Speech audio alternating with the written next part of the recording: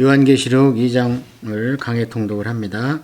요한계시록 2장과 3장은 그 당시에 소아시아 지방에 있던 일곱 교회를 표본적으로 주님께서 선택하셔서 어렵고 힘든 교회 가운데 영적으로 거니시면서 보살피시고 감찰하시고 모든 것을 속속들이 알고 계시는 주님, 한편으로는 엄유하시고 한편으로는 자상하시고 그런 교회에 보내는 말씀을 같이 봅니다. 에베소 교회에 먼저 편지를 보내라 이렇게 써 있는데요. 에베소 교회는 우리가 사도행전에 잘 나와 있죠. 아담의 신상이 큰 게 있어가지고 사도 바울이 그곳에서 복음을 전파하다가 결국에 쫓겨나서 마게도니아 쪽으로 올라가는 그런 내용이 사도행전에 기록이 되어 있습니다. 그래서 에베소 교회는 초대 목회자가 사도 바울이죠. 그 다음에 이제 디모데 목사님이 거기 가서 사역을 했다는 것이 디모데 후서에 좀 나와 있고, 그 다음에 거기에 이제 나중에 누가 목사님이 또 가 계시다가 요한계시록을 쓸 때쯤 해서는 또 사도 요한이 그곳에 가 계십니다. 그래서 거기서 붙들려서 거기에서 가까운 반모섬으로 유배를 됐다 이렇게 말씀을 드렸었죠.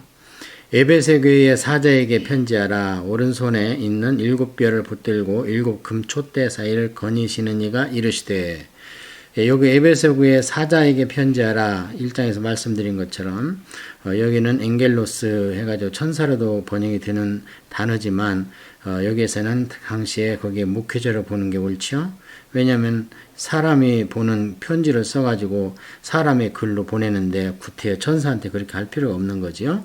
그래서 편지를 하라는 이유는 이것을 목사님이 성도들에게 강해를 하고 읽어주고 해서 위로를 받고 이제 어려우니까 그 당시에 힘을 얻어라.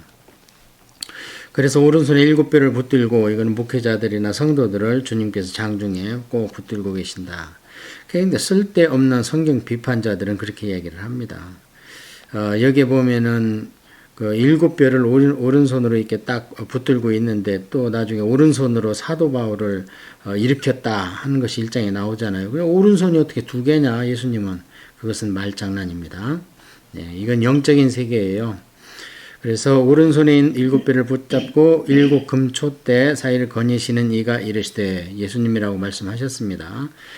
내가 내 행위와 수고와 내 인내를 알고 또 악한 자들을 용납하지 아니한 것과 자칭 사도라 하되 아닌 자들을 시험하여 그의 거짓된 것을 내가 드러낸 것과 또 내가 참고 내 이름을 위하여 견디고 게으르지 아니한 것을 아노라. 칭찬입니다. 자, 무엇을 칭찬했는가? 이 칭찬이나 책망이나 이런 것들을 주님이 말씀하실 때에 근데 나는 목사가 아니니까 나는 또 중직자가 아니니까 그런 생각을 버려야 됩니다. 왜냐하면 교회는 각 성도가 모여서 이루는 게 교회입니다. 그렇기 때문에 교회에 하신 말씀은 나에게 하신 말씀과 동일합니다. 나 또한 내 안에 작은 교회의 구성원으로서 성전이 내 안에 있습니다. 그리고 교회는 그 성전들이 모여서 이루어진 것이 또 하나의 성전이다. 에베소의 교회론에서 그렇게 이야기를 하고 있지 않습니까? 내 행위와 수고, 내 인내. 자, 여기서는 이 행위가 뭐냐면 수고와 인내라는 겁니다. 예, 원어적으로 보면. 그래서 교회에서 여러 가지 봉사하고 수고한 거 내가 다 알고 있다. 그 다음에 네가 어렵고 힘들고 좁게는 성도 간에 무슨 조그마한 시험거리 있어도 네가 참고 또 크게는 로마 그런 국가적인 탄압 안에서 내가 인내를 하고 있는 그거 내가 다 알고 있다. 이거 참 내가 칭찬한다. 그 다음에 악한 자들을 용납하지 아니한 것과 자칭 사도라는 자를 시험하여 거짓된 것을 드러냈다. 이 악한 자들과 자칭 사도 거의 같은 뜻으로 볼 수 있습니다. 그러니까 이 악한 자들은 세상에 무슨 폭군들이 아니고 교회 안에 들어와 있는 교회 안에서 그러니까 교리적으로라든지 성도를 자꾸 거짓으로 유혹하려고 하는 그것을 용납하지 않았다는 겁니다. 그리고 자칭 사도라고 하는 그 당시에 이제 우리가 성경적으로는 사도가 12분이죠. 그리고 플러스 사도 바울이 있습니다. 예수님이 임명하신 12명 중에서 가룟 유다는 이제 사도직을 버리고 그다음에 거기에다가 이제 마띠아를 뽑아서 12명으로 됐고 거기에다가 나중에 사도 바울이 또 사도가 돼서 13명입니다. 그러니까 12사도라는 12라는 숫자는 성경적으로는 하늘의 숫자입니다. 3의 숫자, 하늘의 기초, 창조의 원리 기본이 3입니다. 성부, 성자, 성령 이렇게. 그 다음에 4는 세 분 하나님에다가 가장 위대한 창조물인 인간을 플러스해서 4가 됩니다. 그래서 인간 세상에서는 3과 4가 더해져서 칠진법입니다. 기본이 가장 기본되는 것이. 그 다음에 하늘나라에서는 이 덧셈의 방법이 아니고 승법입니다. 곱셈의 방법. 그래서 3 곱하기 4. 그래서 3, 4, 12가 돼가지고 하늘나라에서 그 숫자의 기초 단위 중에서 12가 기초 단위가 됩니다. 12진법으로. 그래서 12, 24, 144. 144는 12 곱하기 12. 이런 숫자적인 개념을 좀 알아야 14만 4천 명을 채워야 된다느니 이런 데 넘어가지 않습니다. 자, 그래서 자칭 사도라는 자를 이제 시험에서 뽑았는데 왜 이런 사람들이 생겼는가 하냐면, 이때쯤 돼가지고는 이제 거의 12사도 가운데에서 사도 요한 빼고 다 돌아가셨습니다. 순교당하셨지요. 그리고 이 당시에는 아직 성경이 완성이 안 됐기 때문에 어떤 것이 하나님의 말씀인지 분별이 못 됩니다. 어린 자들은. 이로부터 한 300년 후에, 그러니까 397년 AD 4세기 말에 가야 성경이 완전히 완성이 됩니다. 그래서 이제 순회 그 설교자라든 이런 분들이 있어가지고 그 어린 성도들을 돌보는데 가장 취약한 것이 무엇이냐면 자기를 드러내는 거예요, 자꾸. 그래서 사도 바울이 3차 전도여행 끝나고 돌아오면서 에베소에 있는 사람들을 다 불러 모아놓고 그랬잖아요. 그 목회자, 그 당시 장로라고 하는 사람들이 이제 목회자나 또는 그 목회자 후보생들인데요. 너희 가운데에서도 양을 훔쳐갈 자가 있다는 걸 내가 안다. 이렇게 얘기를 하시잖아요. 사도행전에 보면 마지막 부탁을 하면서 해변가에서 눈물로 예배드리고 기도하고 그러면서 그런 당부를 했는데 아니나 다를까 딱 생겨버린 거예요, 벌써. 그런데 그들을 드러낸 것이 뭐냐면 시어마야, 테라미조, 그래가지고 이건 테스트나 유혹이나 다 포함돼서 쓰는 단어인데요. 그래서 이런 과정에서 또 내가 참고 내 이름을 위하여 견디고 게으르지 아니하였다는 거예요. 그러니까 뭐냐면 신학적으로 엄청나게 토론이 있었다든지, 왜냐하면 성경이 없었으니까. 그래가지고 그게 지금처럼 쉽지 않습니다. 지금은 성경 가지고 구원론이니 성령론, 교회론, 종말론을 딱 들이대가지고 자로 딱 재면 나타납니다. 이게 거짓 것인지 참 것인지. 근데 그 당시에는 아직 성경이 없기 때문에 얼마나 힘들었겠습니까? 진짜 주님의 말씀을 잡고 있는 자들이. 자, 그래서 그것을 하면서 지금으로 얘기하면 많은 신학적 논쟁을 하다 보니까 진리에는 확고히 섰다는 겁니다. 그런데 이것까지는 칭찬을 했는데 그 결과 어떤 현상이 일어났냐면 좋은 것을 위해서라도 서로 토론을 하다 보면요, 미움이 생기고 분열이 생기고 파당이 생깁니다. 그래서 4절부터는 그 결과가 아닌가 저는 이렇게 생각을 하는데요. 책망거리가 거기에 같이 연결이 됩니다. 그러나 너를 책망할 것이 있나니 너의 처음 사랑을 버렸느니라.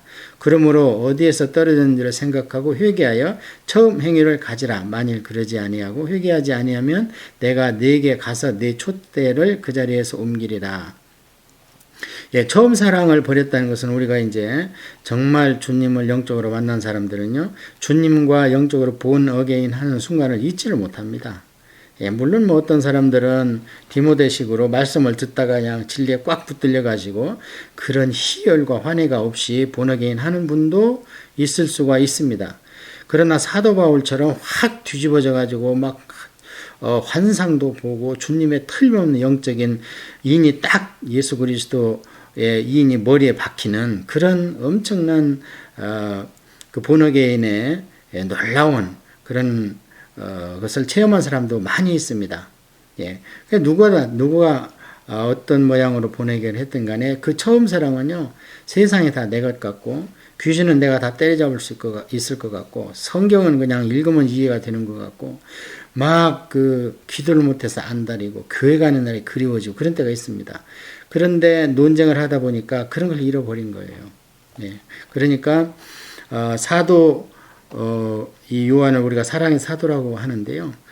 이 교회에서는 이 사랑을 잃어버릴 바에는 다른 것이 좀 더디더라도 천천히 가는 게 좋습니다. 예. 예를 들어서 성전 건축을 위해서 두 패로 나누고 막 이러면은 차라리 안 하는 게 낫습니다. 훨씬 낫습니다. 무엇을 주고라도 얻더라도 사랑을 잃어버린다면 아무 가치가 없는 겁니다. 왜냐하면 하나님 자체를 버리는 것이 되기 때문에 그렇습니다. 예, 그래서 신학과 신앙은 함께 가지를 않습니다. 함께 꼭 정비례적으로 가지 않는다는 얘기입니다. 물론 같이 가죠. 그러나 우리가 유럽이나 독일이나 스웨덴이나 영국에서 그 신학을 보면은 신학은 엄청난 것 같은데 교회는 문은 닫는단 말입니다. 예, 그리고 미국도 이제 요즘에는 신학교들이 미국으로 많이 와서 미국에서 신학을 해야 한 것 같은데 인정을 받고 그 레주메가 인정을 받는데 자 그러면 미국 교회는 잘 되고 있는가? 그렇지 않습니다. 그래서 우리가 그 신앙은 신앙을 기초를 할 수는 있지만 우리가 신학을 위해서 신앙을 버린다든지 여기처럼 사랑이 식으면 절대 되지를 않겠습니다. 그래서 교회 안에서 절대 다툼이 날려 그러면 먼저 자중을 해야 되는 거지요. 그래서 그걸 그 처음 사랑 버린 것을 호되게 야단을 치시는데요. 그럼 어떻게 하냐? 어디에서 버리는가를 먼저 생각하라는 거예요. 그 다음에 그것을 회개하라는 거예요. 예. 그리고 그 처음 행위를 다시 반복해서 행하라는 거예요. 이 세 가지입니다. 회개하고 처음 행위를 다시 마음에 간직해서 행하라. 예. 자, 그렇게 하면 어떤가? 촛대를 옮기겠다는 거예요. 자, 그래서 지금요, 에베소에 가면 교회가 없습니다. 촛대를 옮겼습니다. 촛대는 교회라고 하니까요. 그러면 에베소 교회에서 어떤 일이 있었는가? 성모 마리아 숭배 사상이 에베소 교회 그 총회에서 생겼습니다. 예, 그런 일을 했던 겁니다. 너무 신학적으로 막 머리를 쥐짜가지고 어떻게 인간이 신을 낳냐. 그래, 예수님은 신이라고 우리가 인정을 하자.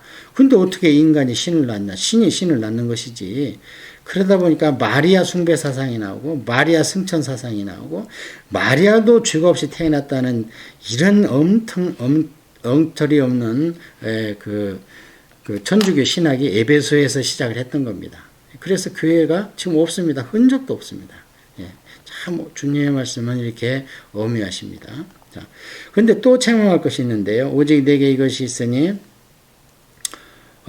책망이 아니고 또 한 가지 칭찬하는 것이 있는데요. 내게 이게 있으니 내가 니골라당의 행위를 미워하는도다. 나도 이것을 미워하노라.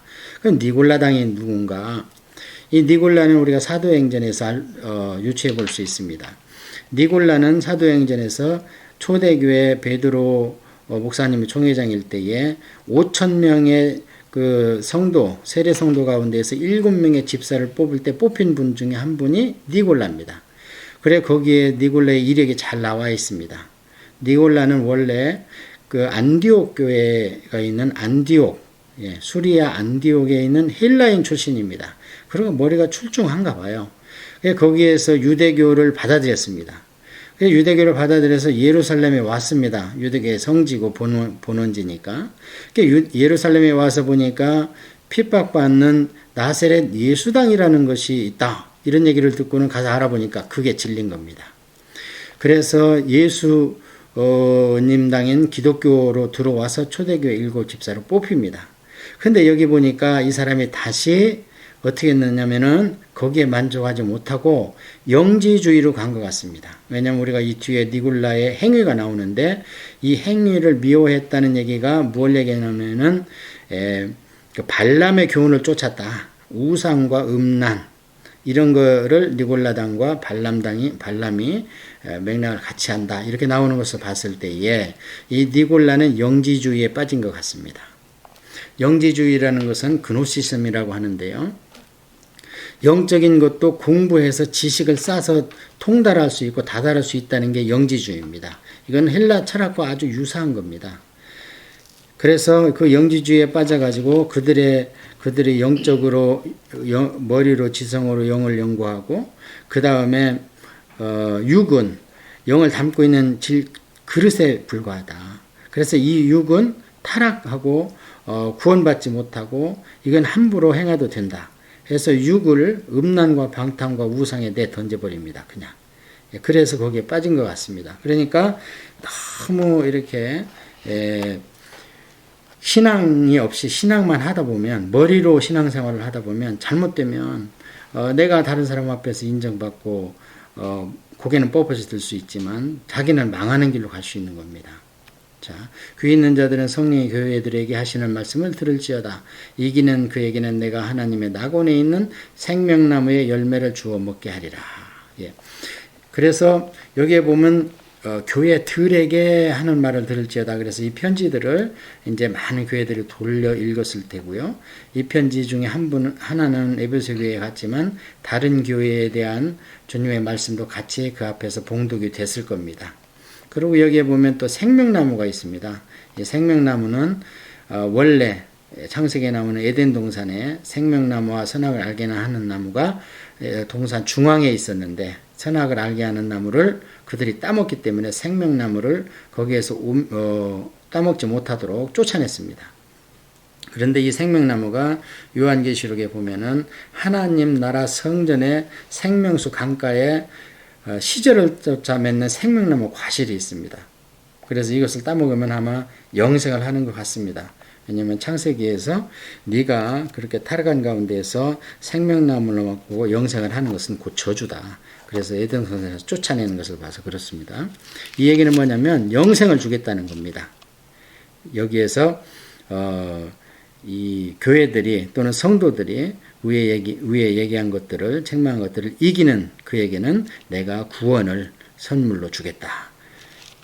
자, 8절은 서머나 교회에 보내는 말씀인데요. 서머나 교회는 이제 교회 중에서 제일 작은 교회예요. 그리고 책망이 없는 교회가 서머나 교회와 빌라델피아 교회 두 교회가 나옵니다. 7교회 중에서. 근데 서머나 교회에서 우리가 특징 중에 하나는 뭐냐면 폴리갑이라는 순교자가 있다 하는 것을 조금 신앙생활 하신 분들은 들었을 겁니다. 이 폴리갑은 누구냐면 사도 요한의 제자가 되겠습니다. 그래서 이게 서머나는 조그마한 교회입니다. 이 조그마한 교회가 없는 가운데에서도 믿음을 버리지 않았기 때문에 예수님께서 칭찬만 하셨는데 한번 보겠습니다. 서머나 교회 사자에게 편지하라. 처음이요 마지막이요 죽었다가 살아나신 이가 이르시되 내가 네 환난과 궁핍을 알거니와 실상은 네가 부유한 자라. 자칭 유대인이라 하는 자들의 비방도 알거니와 실상은 유대인이 아니요 사단의 회당이라. 너는 장차 받을 고난을 두려워하지 말라. 볼지어다 마귀가 장차 너희 가운데에서 몇 사람을 옥에 던져 시험을 받게 하리니 너희가 10일 동안 환난을 받으리라. 내가 죽도록 충성하라. 그리하면 내가 생명의 관을 내게 주리라. 귀 있는 자는 성령이 교회들에게 하시는 말씀을 들을지어다. 이기는 자에는 둘째 사망의 해를 받지 아니하리라. 조금 설명을 하면은요. 여기에 등장하는 사람들이 자칭 유대인입니다. 이 자칭 유대인이라는 것은 뭐냐면은 가짜 기독교인이 되겠죠. 오늘날로 얘기하면. 그래서 예루살렘이 AD 70년경에 티토 장군에 의해서 완전히 멸망하죠. 그리고 AD 130년경에 더 성전까지 회파하고 그러면서 더 이상 가나안 땅이라고 못 부르게 하고 팔레스틴, 블레셋이라 지금부터는 불러라. 그래서 현재 우리는 그 땅을 팔레스타인 그러면 익숙합니다. 귀에. 그때까지만 해도 이 카나안에서 가나안 땅으로 불렸다는 거거든요. 예, 그 정도로 거기에 이제 인구 분산 정책, 유대인을 다 쫓아냅니다. 아예 성전에 얼씬도 못하도록. 그러니까 이들이 어디로 갔냐면 숨어 살기 좋은 이 서머나로 갔습니다. 예, 이 서머나로 가가지고 그들이 이제 또 회당을 설립하고 이렇게 하면서 유대인 행세를 하고 또 몇몇은 그쪽에 와서 이제 그 단체를 형성하고 있습니다. 그런데 이들이 와서 하는 일이 기독교인을 자꾸 못 살게 굴고 핍박하는 겁니다. 그런데 서머나 교회에 있는 자들은 실제로 궁핍했지만 너무나 믿음이 좋기 때문에 마음이 평안이 항상 있었던 겁니다.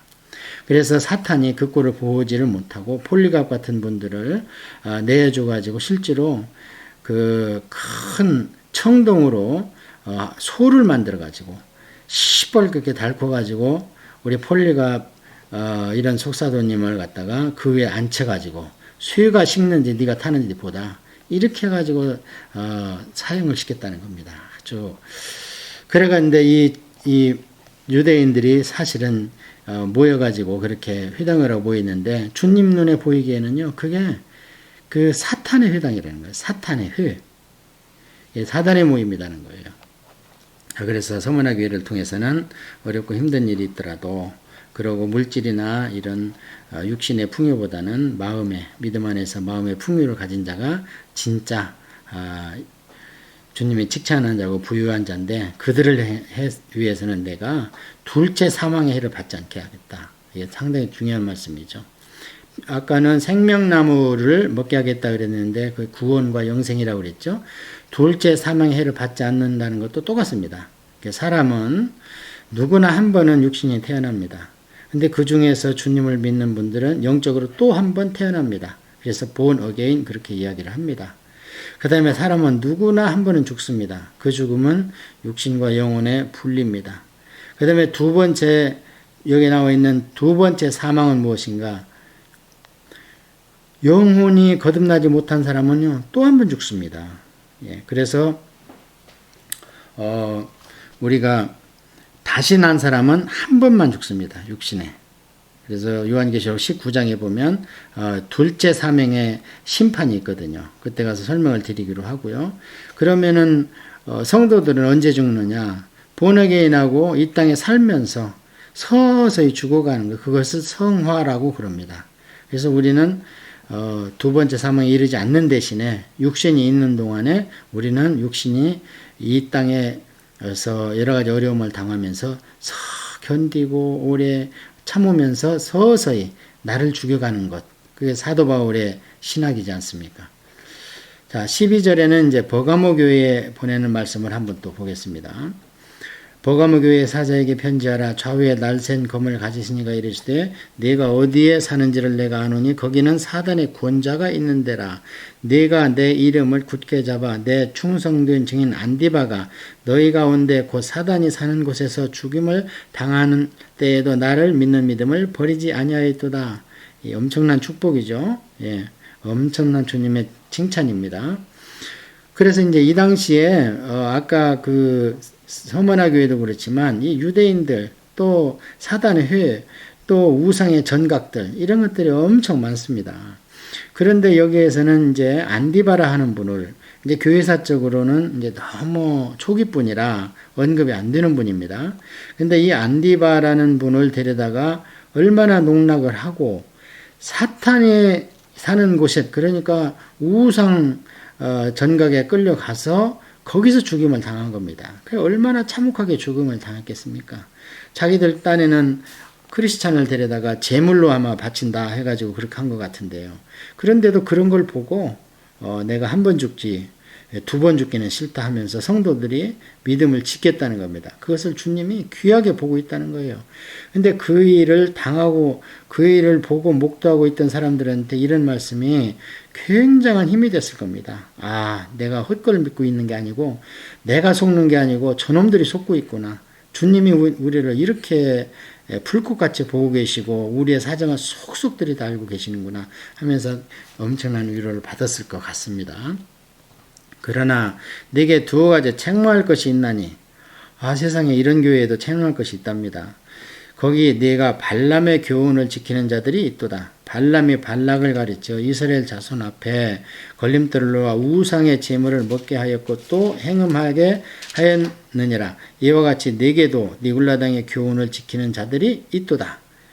그래서 발람의 교훈을 지키는 자와 니굴랑의 교훈을 지키는 자가 일맥상통하다는 겁니다. 니골라가 얼마나 잘났으면 거기를 따르는 당이 생긴 거예요. 지금으로 얘기하면 이단이 생긴 겁니다. 이단 사이비가 생긴 거예요. 그래서 당을 이룰 정도로. 자, 그렇다면 우리가 그 민수기 24장에서 장황하게 기록되어 있는 그 발람과 발락 이야기를 보면은요, 발람이 이런 행위를 했다는 게 기록이 안 되어 있습니다. 그런데 그 뒤에 여호수아서 25장에 보면 발람이 아직도 민수기 지나서 한참 뒤에 얘기죠. 여호수아서는 여호수아서에 보면 여호수아가 정복을 할 때 발람을 가나안 땅 왕들을 죽이는 자 가운데서 발람을 죽이는 거예요. 두 번이나 언급이 됩니다. 여호수아서에. 그 정도로 발람의 위치가 세계적인 점쟁이, 점성술사라고 그래요. 성경에서는. 에도 불구하고 민수기 31장에 점성술사 이렇게 나옵니다. 불구하고 왕들과 함께 열거된 거 보면 아주 엄청난 점쟁이였어요. 세계적인 점쟁이였어요. 그래서 사단과 짝짝꿍이 돼가지고 웬만큼 발람이 이렇게 예언을 하면 사단이 거기에 맞춰서 탁탁 뭘 한 것 같아요. 발람의 그 말대로. 그러니까 명성이 막 올라가가지고 그렇게 됐던 것 같은데요. 결국에는 미디안 땅에 와서 발락 왕이 시키는 대로 못하죠. 왜냐하면 하나님께서 발람의 머리와 혀를 확 잡아버려가지고 너는 내가 시키는 말만 해. 하니까 그렇게 했던 거예요. 그렇게 해가지고 결국에 민수기에서는 발락 왕한테 발람이 이 점쟁이가 야단 맞고 돌아가는 것처럼 기록이 되어 있죠. 민수기까지만 보면. 그래서 너는 내가 시키는 대로 하고 저들만 저주하면 그들이 다 멸절될 텐데 그럼 내가 엄청난 돈과 명예를 줄 텐데 내가 시키는 대로 안 했기 때문에 돌아가. 그러면서 거기에는 아무 상급도 주지 않은 것처럼 기록이 되어 있습니다. 그런데 요한계시록에 와서 보니까 발람이 가기가 억울한 거예요. 이것도 억울하면서 영적인 세계를 아는 또 점쟁이 아닙니까? 그러니까 발락한테 가서 쏙닥거린 거예요. 어떻게? 여기 나와 있잖아요.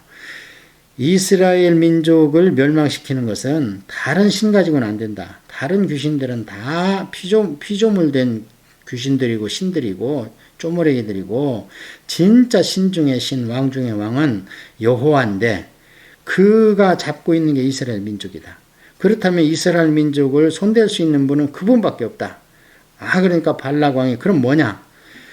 그분한테 미움받게 하면 자기 자식의 휘추리 치는 아버지처럼 이스라엘을 휘추리를 칠 것이다. 그게 뭐냐? 다른 귀신을 섬기게 하고 다른 신한테 가서 아버지라고 부르고 절하게 하고 또 다른 이방민족과 막 섞여가지고 몸을 섞고 이러면 그 신으로부터 경로를 받아서 저 민족은 망한다. 그래갖고 실제로 그 일을 시행해 보니까 되는 거예요. 예. 그렇게 해가지고 이제 비느하스의 얘기가 나오지 않습니까? 심지어는 대낮에 잔치상에 들어가 있다가 미가 족장 중에 하나가 그냥 텐트에 가서 이방 여인과 무엇을 하다가 비느하스가 창으로 그냥 남녀를 찔러 죽이니까 하나님이 이야 네가 내 속을 시원하게 했다 하면서 그렇게 통쾌하시잖아요. 그러면서 앞으로는 네 자손들이 대제사장이 돼서 나를 섬기도록 하라 하는 엄청난 복을 받는 장면이 나옵니다. 거기에. 예, 그래서 그러니까 우리가 성경을 처음에서 끝까지 다 안 상태에서 한 성경관을 가지고 성경의 각 권이나 장이나 제목이나 이 구절들을 보면요. 해석하는 방법이 일맥상통하게 될 수가 있습니다. 자, 그래서 그렇게 하지 말라는 거예요. 자, 그렇다면 오늘날 우리는 이런 얘기를 할 겁니다. 우리는 그렇지 않지 않습니까? 절에도 안 가고 모스크에도 안 가고 힌두 템플에도 안 가지 않습니까? 그것은 구약 얘기입니다. 그래서 구약은 역사, 눈으로 보는 계시입니다. 그래서 구약은 역사로 하나님께서 보여주시는 역사적 계시. 그래서 사건과 인물이 나오는 거고요. 신약은 그것을 교리화해서 우리한테 교리적으로 계시를 하는 것이 인비지블입니다. 눈에 보이지 않는 지성으로 믿는 계시입니다. 알아가는 계시. 그래서 성경을 가장 잘 이해하는 것은 구약 사건들 가운데에서 신약의 교리를 추론할 수 있다면 그게 곧 하나님의 프린시플, 하나님의 원리입니다. 그것을 캐치해서 개인과 가정과 교회에 적용하는 것이 가장 하나님의 자녀답게 살 수 있는 지름길이지 다른 거 없습니다. 그래서 여기 보면은 자, 그러므로 회개하라. 그러지 아니하면 내가 속히 가서 내 입의 검으로 그들과 싸우리라. 회개하지 아니하는 자들과 싸우겠다는 거예요. 교회 안에 이런 자들이 있다는 거예요. 엄청난 순교 현장을 보면서도 믿음을 지키는 자들 가운데에서 자기 바로 옆에 성도가 이런 탐심을 가지고 구약으로 얘기하면 우상숭배요. 신약으로 얘기하면 탐심이 우상숭배인데 하나님보다 더 좋아하는 거. 그걸 가지고 옆에 앉아서 예배를 드리는데 그냥 너 좋고 내 좋으면 좋지 뭐 하면서 그냥 진리도 대충 왜곡해가면서 서로 교제하고 그랬다는 거예요. 그런데 바로 네 옆에서 그 짓 하는 자에게 내가 내 입에 검으로 가서 싸워서 그를 멸절시킨다. 얼마나 무서운 얘기지. 상당히 무서운 얘기입니다. 예. 그래서 그러니까 그렇게 교회에서 무슨 이제 성도 간에는 사업적인 얘기, 사회적인 얘기 또는 정치적 얘기 할 수도 있습니다. 왜냐하면 육신을 입고 있고 어디에 속할 수 있지만 근데 그걸 가지고 싸운다든지 대립한다든지 그럴 바엔 아예 안 하는 게 낫습니다. 그걸 가지고 하다 보면 내가 아무리 좋은 진리를 가지고 있다 하더라도 그가 다른 이유로 나를 미워하면 내가 진리를 선포해도 귀를 막습니다. 자, 귀 있는 자들은 성령이 교회들에게 하시는 말씀을 들을지어다. 이기는 그에게는 내가 감추었던 만나를 주고 또 흰돌을 줄 터이니 그 돌 위에 새 이름을 기록할 것이 있나니 받는 자밖에는 그 이름을 알 사람이 없느니라. 그래서 이것도 구약을 모른다면 도대체 감추었던 만나가 뭐야? 이렇게 이해할 수 있습니다. 자, 육신이 이스라엘 백성이 훈련하고 이스라엘 백성이 훈련하는 과정은 우리가 교회 생활하는 과정하고 똑같습니다. 그들이 광야에서 훈련하는 과정은요 이미 구원을 받아서 출애굽기 24장에서 하나님과 언약식을 했습니다. 엄청난 잔치를 했습니다. 그게 우리가 세상에서 구원 받아가지고 세례식을 하는 겁니다. 마음으로 모두 입으로 시인한 거죠. 그 뒤에 그들 앞에 펼쳐진 게 광야입니다. 오늘도 마찬가지입니다. 우리가 교회에 들어가서 엄청난 경험을 하고 본 어게인을 했지만 그 뒤에 삶은 더 어렵습니다. 예, 더 행동 방향도 줄어들고 그래서 그게 광야 생활인 겁니다. 그래서 구약을 잘 보면 신약의 교리가 다 나와 있습니다. 구원론, 교회론 다 나와 있습니다. 자, 그런데 그때 그들에게 육신을 지탱할 수 있던 게 무엇인가? 만나였습니다. 그러면 오늘날은 어떻게 적용할 수 있느냐? 교회 생활하는 우리 가운데에는 감추었던 만나를 우리가 먹어야 되는 겁니다. 그게 감추었던 만나는 예수 그리스도 생명의 떡입니다. 그래서 그걸 먹어야 우리가 살아갈 수 있는 것이고 흰돌을 준다. 이거는 이제 여러 가지로 그 당시 관습도 있지만 결론적으로 얘기하면 새 이름을 그 위에 기록하고 아무도 그 사람 알 사람이 없습니다. 주님은 아십니다. 그래서 우리가 흰 돌을 받을 그 위에 하늘나라 호적과 같이 우리 이름을 기록해야 우리가 구원을 받을 수 있는데 그게 우리 주님의 선물이라는 거죠. 자, 다음에는 이제 네 번째 두아디라 교회에 보내는 편지를 한번 보겠습니다. 이 교회에는 무슨 일이 일어났기에 주님께서 칭찬과 책망을 하시고 또 오늘날은 우리는 교회와 성도가 어떻게 그 말씀을 받아들여야 되는지를 한번 같이 봅니다.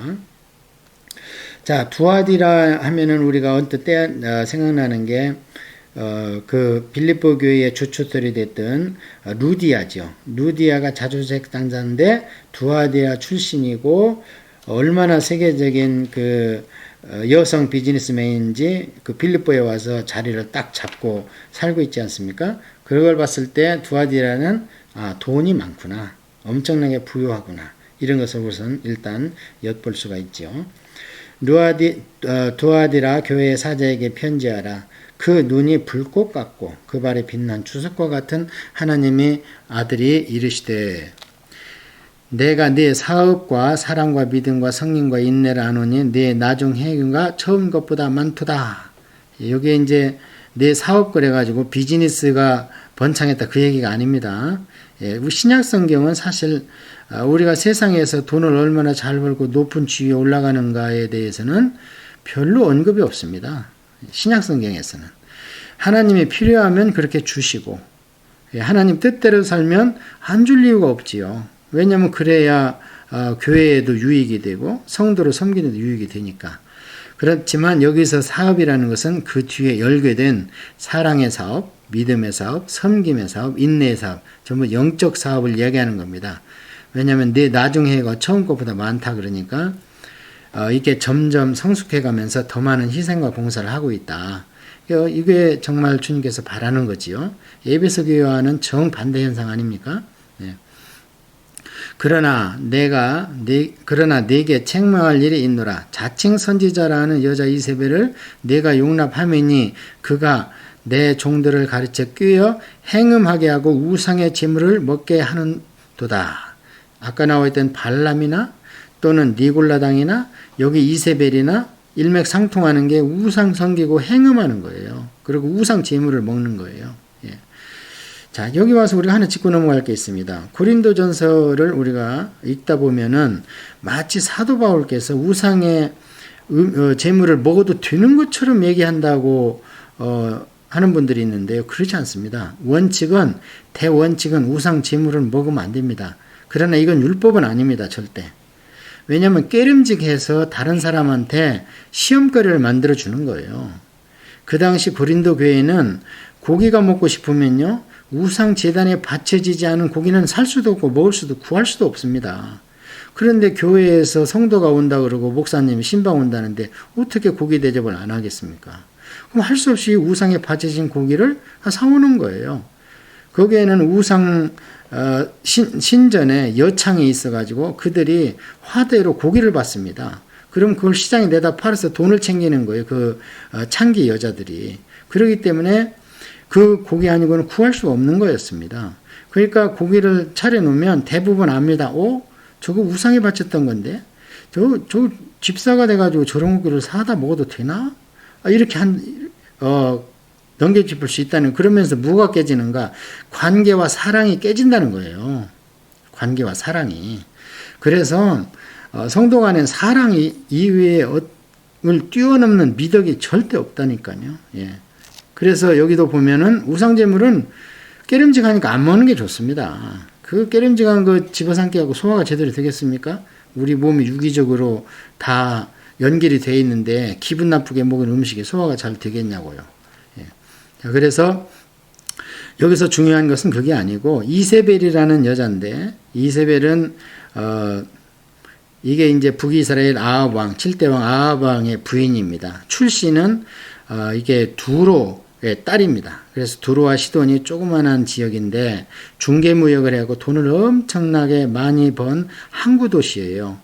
그래서 이들이 돈이 많아가지고 솔로몬이 성전 진다고 그러니까 다윗을 갖다 들먹이면서 막 자기들이 지면서 성전에서 이상하게 기둥을 갖다, 성전 기둥은 원래 우리가 그 출애굽 25장 이후에 보면은, 물론 그때는 성막 얘기지만 나중에 성전을 지더라도 주상이나 석상을 내 앞에 두지 말라 했는데 엄청나게 큰 주상을 세워놓잖아요.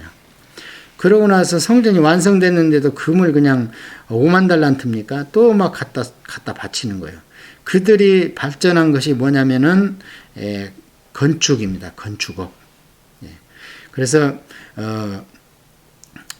그 건축업을 통해서 그 길드가 오늘날까지 계속 온 것이 이제 그 모임이죠. 그 모임이 지금 제가 갑자기 생각이 안 나는데, 프리메이션이 이제 그 부류입니다. 랏지라고 그래가지고 그들의 모임이 따로 있고, 그들이 이제 세상을 움직이는 거대한 조직 중에 하나가 됐습니다. 그 뿌리가 다 있는 겁니다. 그게 건축자 길드가 이제 그런 프리메이션의 뿌리가 되고 있는 거지요. 자, 어쨌든 이 이세벨이 그렇게 와서 이들의 목적은 무엇이냐? 이거 귀신의 이제 책동이니까. 자꾸 제가 성경을 강의하다가 사람이 나오는데 왜 자꾸 사단을 얘기하냐 이렇게 얘기하는 분이 있어요. 그거는 요한계시록 뒤까지 다 공부를 안 하셔서 그래요. 요한계시록 뒤에 보면 용이 나오는데 실제로 인간 세상에 와서 거짓 선지자 짓을 하는 것은 사람이잖아요. 우리 눈에 보이는. 그에게 용이 힘을 준다 그래요. 용의 힘을 빌어. 그러니까 우리가 눈으로 볼 때는 사람의 행위인데 그 뒤에서 조종하는 것은 사단의 영이라는 거지요. 우리도 마찬가지 아닙니까? 우리가 예수님을 구주로 믿고 세상에 나가지만 예수님은 안 보입니다. 예수님 영이실 뿐만 아니라 죄가 보이지 제 안에 있는 예수님을 어떻게 봅니까, 사람들이? 그렇지만 제나 여러 성도님들이 하는 선한 행위가 사실은 예수님이 하는 거예요. 우리의 의지를, 동의를 받아서 서로 협력하는, 그게 기쁘고 이쁘니까 우리를 자식 삼고 구원하고 나중에 우리 집에 와서 함께 살자 그러면서 호적에 올려가지고 데려가는 거 아닙니까, 천국으로. 예, 그래서 이 이세벨이 속한 두로와 시돈은 사단의 그 발원지기 때문에 이들의 최종 목적은 예수님을 구세주나 예수님의 그 대속사역을 방해해서 인간을 다 지옥으로 집어넣어 가지고 하나님의 마음을 아프게 하는 거거든요. 예, 그래서 그들이 예수님을 못 오게 하기 위해서는 다윗의 씨로 온다고 하나님이 말씀하시니까 다윗의 씨를 왕의 족보를 끊어버리는 거예요. 그걸 목적으로 북이스라엘 아하바한테 왔다가 나중에 남쪽에 그 여호사밧 왕이 참 그 종교적으로 행정적으로 엄청난 계획을 일으키고 최고의 선왕 같은데 나중에는 그 북이스라엘이 세지니까 아합 왕하고 불가침 동맹을 맺습니다. 그러면서 사돈지간을 맺어요. 그래서 아람 왕 자기 그 아들인 아람과 함께 결혼을 시켜버려요. 이세벨을. 그래서 드디어 이 사단의 뿌리가 유다 다윗 왕족까지 뿌리를 내리는데 그 뿌리가 들어온 게 아달랴라는 공주죠. 나중에 왕비가 됐죠. 아람 왕의 그 부인이 돼가지고 남쪽 유다에. 그래서 예수님 족보에 떡 들어와서는 손자 아들 할 것 없이 왕세자의 70명을 다 죽여버립니다. 자기 손자 아들을.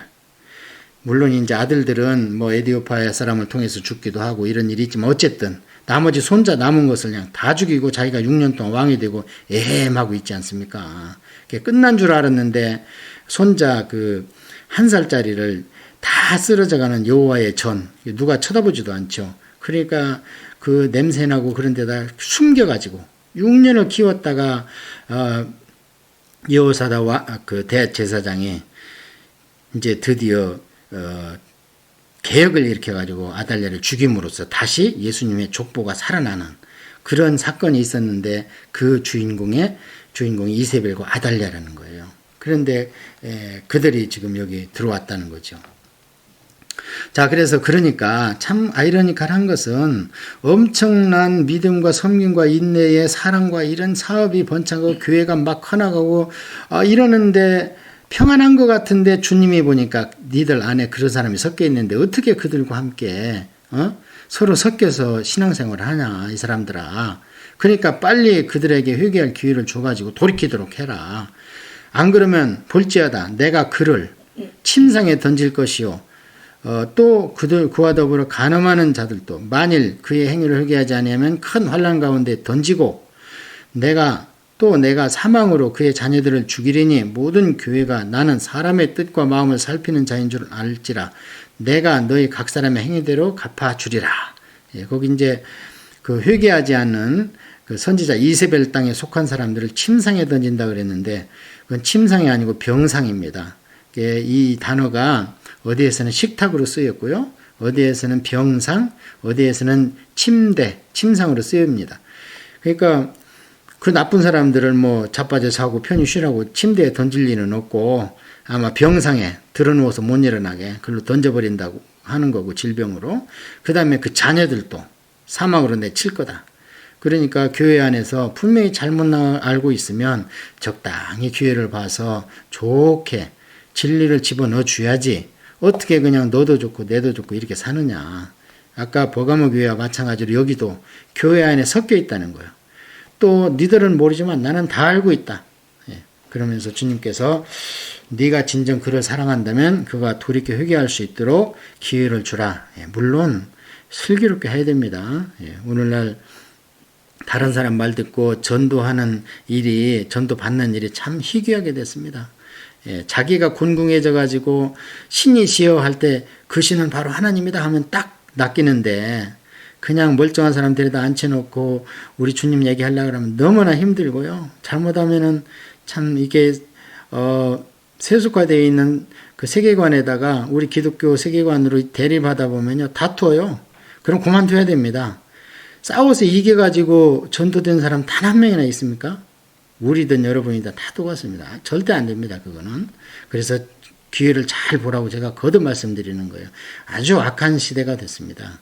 그리고 어떤 사람이 주님을 스스로 찾을 만큼 그런 애통함과 고통과 고난, 가난 이런 것이 이제는 캐나다에서는 힘들고 세계적으로도 한국도 그렇고 힘듭니다. 참 전도의 마지막 때가 된 것 같습니다. 두아디라에 남아있어 이 교훈을 받지 아니하고 소위 사단의 깊은 것을 알지 못하는 너희에게 말하노니 다른 짐으로 너희에게 질 것은 없노라. 예, 사단의 깊은 것이 있습니다. 그냥 우리가 귀신아 나와라 들어가라 그 정도가 아닙니다. 사탄의 책략은 창세기에서부터 이미 시작됐습니다. 그 책략이 처음으로는 실뱀처럼 뱀으로 시작했다가 나중에는 큰 용이 있는데 머리는 일곱인데요. 뿔이 열인 해괴한 그 용이 돼가지고 나타납니다. 얼마나 진화를 했는지. 그래서 우리는 기독교 하나님의 계시만 확 열리는 게 아니고 거기에 맞게 사단도 진화하고 있어요. 이놈이. 그래가지고 사단의 깊은 것이 있기 때문에 우리가 예수님을 깊이 아는 것도 중요합니다. 최후의 원칙입니다. 최후의 원칙. 그러나 적을 알아야 됩니다. 사단을. 대중문화, 뉴에이지, 이머징 처치, 신사도, 거짓 은사 이런 것을 다 성경을 통해서 깊은 것을 알아야 되는데 다른 거 없습니다. 이건 묵상에서 나오는 게 아니에요. 하나님이 주신 최고의 인간의 선물은 지성입니다. 지성. 무엇을 짜맞춰서 논리적으로 탁탁 추론할 수 있는 지성, 동물한테 이게 없어요. 그래서 이게 우리가 하나님을 닮은 거예요.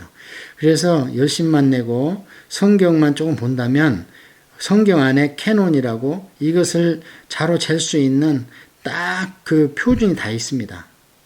그런데 뭐 교회에서 사탄 설교하는 교회는 글쎄요, 제가 볼 땐 거의 없습니다. 신학교의 천사에 대해서는 조금 이야기를 하는데 사탄에 대해서는 거의 이야기를 하지 않습니다. 그래서 독일 신학자가 사단은 없다. 그거 왜 없냐? 예수님 시대에는 의학적으로 과학적으로 무식하시니까 이상하면 다 귀신 들렸다 그랬고 그 예수님이 나서주고 예수님은 영이나 육신이나 다 그냥 권능으로 나설 수 있으니까 그러니까 할 말이 없으니까 사단이라고 했던 건데 지금 보니까 그게 다 이상한 질병들 아니냐. 그러니까 사단은 없다 그랬다가 그냥 사단이 때는 이때다 해가지고 막 숭배하는 교회가 생기고 사단을 드러내놓고 막 몸에다 치장을 하고 이런 일들이 얼마나 많습니까. 그러니까 그분이 내가 잘못했다 하고 나중에 이제 회개를 했습니다. 자, 그래서 다만 너희에게 있는 것을 내가 올 때까지 굳게 잡으라. 이기는 자와 끝까지 내 일을 지키는 그에게 만국을 다스리는 권세를 주리니. 이게 이제 예수님 재림 후에 천년왕국 때 주님과 성도가 세상을 다스린다 그렇게 이야기를 합니다. 그가 철장을 가지고 그들을 다스려 질그릇 깨트리는 것과 같이 하리라. 나도 내 아버지께 받은 것이 그러하니라. 내가 또 그에게 새벽벌을 주리라. 귀 있는 자는 성령이 교회들에게 하시는 말씀을 들을지어다. 자, 여기에서 이제 새벽별을 준다 이런 게 있습니다. 선물로 새벽별을 준다는 거예요. 근데 이 새벽별이 한문 성경에서는 계명성입니다. 그 다음에 헬라어 성경에서는 루시퍼입니다. 이것이 헬라어가 아니라 라틴어의 루시퍼입니다. 원래 이제 로마는 라틴어를 썼고 로마의 공용어는 헬라어입니다. 코이네라고 헬라어를 썼어요. 그런데 그 라틴어에서 그 룩스라는 말이 나와요. 룩스. 그 라틴어에서. 그래서 이 루시퍼가 룩스에서 왔습니다. 밝기, 정도 나타내는 거. 근데 진짜 새벽별은요. 그 요한계시록 19장에 보면 재림하시는 예수님이 새벽별입니다. 그런데 그 광명천사로 위장하는 것이 사탄이거든요. 그 사탄이 이제 원어적으로 그게 계명성이에요. 그 흉내내는 거. 그래서 사단의 인간을 성도를 유혹하는 가장 큰 무기는 예수님을 흉내내는 거예요. 그래서 진짜 우리가 무서운 거는요, 사입입니다. 우리가 뭐 절에를 갑니까? 모스크를 갑니까? 그런 거는 아예 이방 종교를 내놔버리잖아요. 그런데 열심 내는 사람들이 이단에 자꾸 빠져요. 이단이라는 것은 다를 이자 끝단자입니다. 끝은 뭡니까? 식물로 얘기하면 뿌리입니다.